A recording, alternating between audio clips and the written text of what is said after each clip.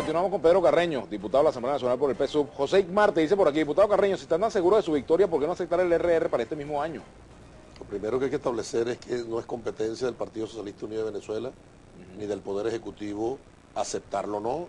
Esa materia es atinente al Poder Electoral. Aquí está el Twitter, Vladimir. Yo lo retuiteé y lo borraron. Súmate. Los lapsos para la activación del revocatorio requieren un máximo de 220 días, unos 7 meses. Y colocan un máximo, lo dicen ellos, 7 meses.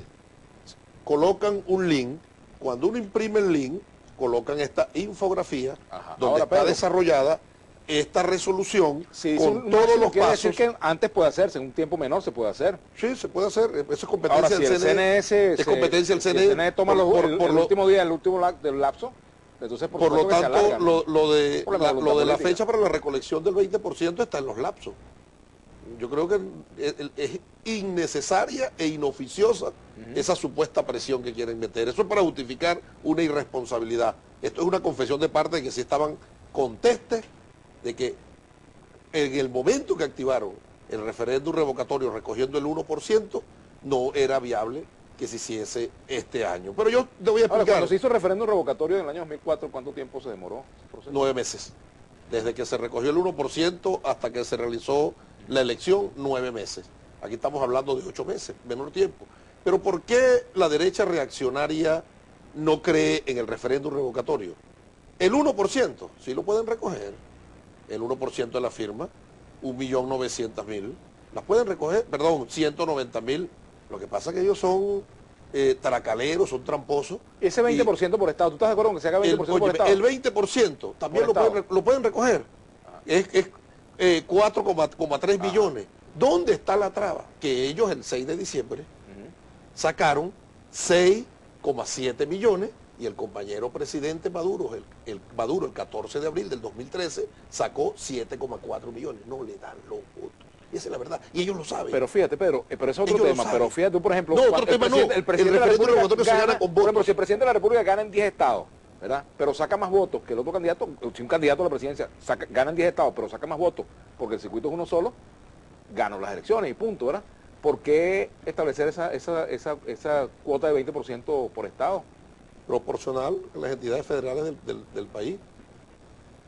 Cada estado tiene un porcentaje de electores, a ese porcentaje se le saca el 20%. Desproporcional pero por sería... ejemplo, si un estado no se considera el 20%, entonces no hay referéndum. Y se birla la voluntad del resto del país. Te pregunto. Pero se requiere el 20%. Hay que recogerlo. Ellos lo tienen. ¿No sacaron más del 20% en todo el país? ¿O están asustados, están nerviosillos? No, lo tienen. Dejen la flojera y pónganse a trabajar. Eso sí, pónganse a trabajar. Ellos saben que este año no hay referéndum revocatorio, pero por culpa de ellos mismos. Aquí dice Jordiet Dip, por favor, ese señor hablando de odio, como si él no sintiera ese sentimiento, dice Isaías Aguilar, pero Carreño lo que hace es divagar y decir disparate para justificar la dictadura. A ver, ya no dice que hay dictadura aquí en Venezuela. Glenn Charr, cuando escribió su libro El método del golpe suave, que fue financiado por George Soros, ese multimillonario de la ultraderecha que quiere controlar el planeta con estas organizaciones de tradición, familia y propiedad, establecía códigos y para satanizar, estigmatizar, criminalizar los gobiernos hay que llamarlos dictaduras siempre. Ella fue entrenada y formada para eso. Yo cuando veía a esa señora conversando allí, hablando contigo, decía, la formaron para eso, con el método de golpe suave, Glenn Charr. Mecanismo moderno para tumbar gobierno, aunque la gran decepción de la derecha venezolana no es que no han podido implementar el método del golpe suave.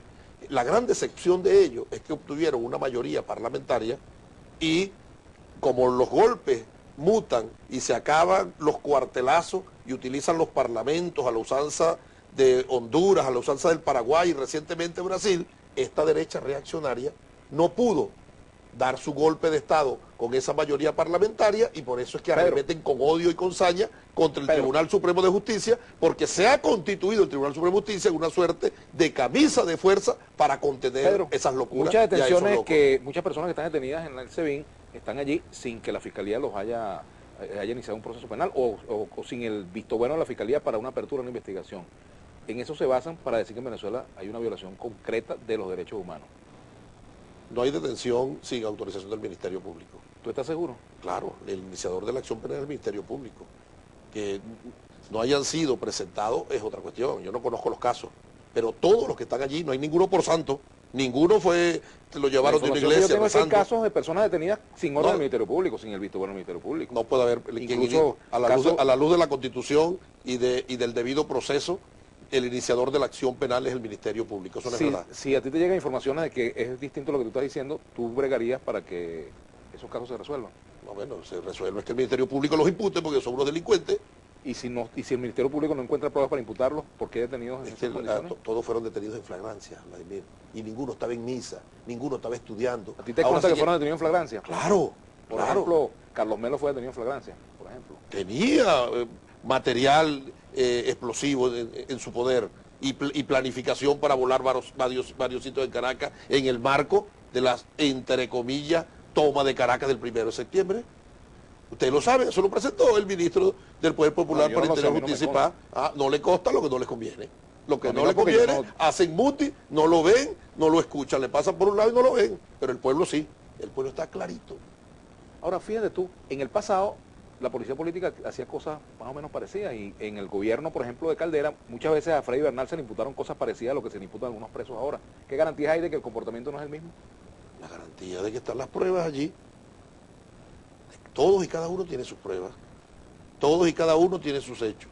A todos y cada uno tiene sus elementos de convicción donde se prefigura la comisión de un delito a la luz de las leyes que rigen la materia. Y por lo tanto, tiene que asumir su responsabilidad ante la justicia. Abraham Martínez dice por aquí, Pedro Carreño forma parte del grupo de privilegiados y por eso le tiene pavor al referéndum revocatorio.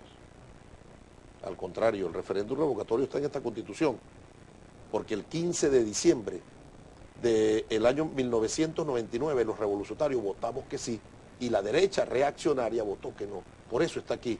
Ahora, el referéndum revocatorio es para darle concreción al artículo 5 de la Constitución que taxativamente expresa que la soberanía reside intransferiblemente en el pueblo y aquello de que un presidente corrupto, un presidente choro, un presidente que no cumpliera, le decían al pueblo, era el culpable. Tú lo elegiste, tú te lo calas.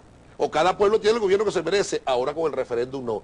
Esta derecha tergiversa el espíritu, propósito y razón del artículo 72 y lo utiliza como un premio de consolación, como las visas sentimentales, así. Bueno, perdiste, Capriles, pero te queda el referéndum. Para eso no es el referéndum. Mendo 07, el señor diputado Carreño habla de adoctrinamiento. ¿Quién es ese? El señor Mendo 07, no me leas ese, porque ese es un seudónimo, no tiene ni el valor para colocar su nombre.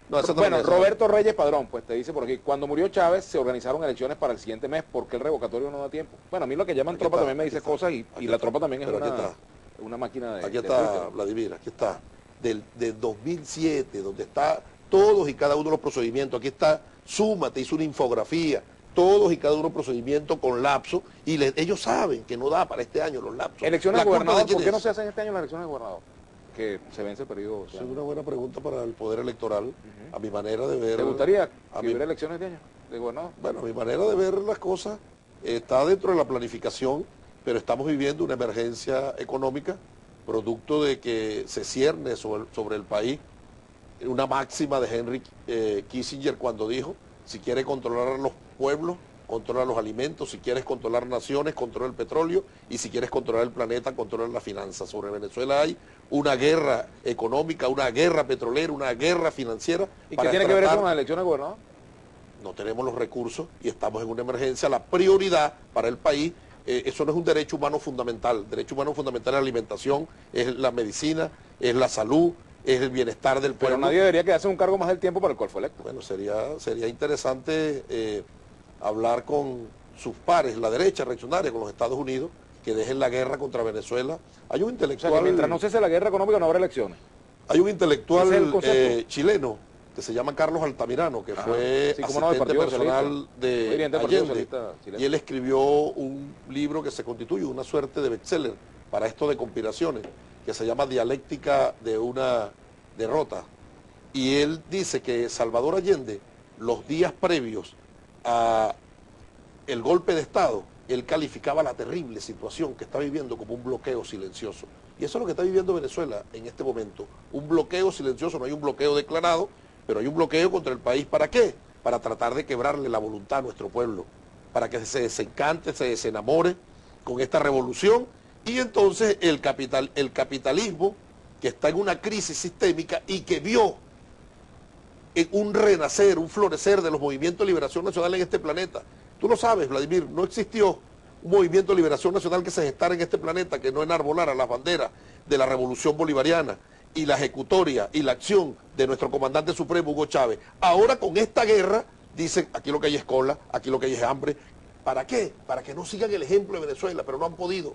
Porque el activo más importante que nos dio como herencia histórica nuestro comandante Chávez fue el despertar y la elevación pero de los niveles de conciencia. No me respondiste si todo eso justifica que no haya elecciones de gobernador. Fundamental es la alimentación.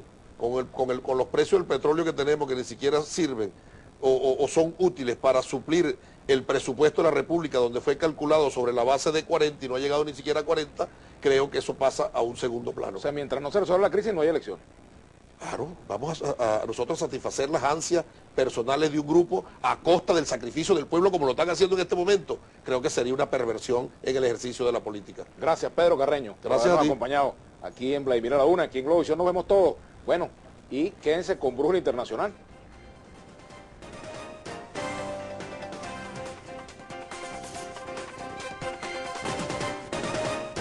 Seguro La Vitalicia, vital para ti, vital para nosotros. Es Soluciones Hidráulicas PVC. Tremendo tubazo. En Proelca valoramos su seguridad. Recorra nuevos caminos con Doral Rentacar. Chinpar, equipos que hacen tu trabajo más fácil. El éxito no tiene edad, de Oliver Rosales Ocampo, el escritor de las Américas. Productos en Paprimol, te lleva lo mejor a tu mesa. En TDP Tractor, juntos construimos realidades. 3P, los productos más sabrosos y cremosos de Venezuela. Presentaron.